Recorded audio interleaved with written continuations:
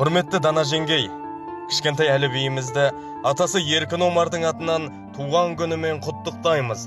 Деніне саулық, жанына қуат тілейміз. Өмір жасы ұзақ болсын, жақсы азамат болып өссін.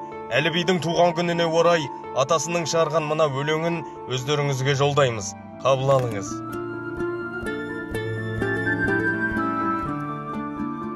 Айналайын, немерем Әлібиім, көңіліме қуаныштың нұрын сыйлап жүрген күнім. Сеземісің, бүгін сенің шыр етіп дүниеге келген күнің. Тек осыдан 3 жыл бұрын. Айналайын, құлыным, тек аман бол. Атаңның саған тілер тілегі сол. Балалық шақ бұл да бір балдәуренің. Балдан тәтті, балалықтың армансыз қызығын көр. Анаң жүрер жаныңда еркелетіп, жаның менен тәніңе саулық тілеп, ер жеткен соң құрметтеп, сенде оны көңілің көкке шығар.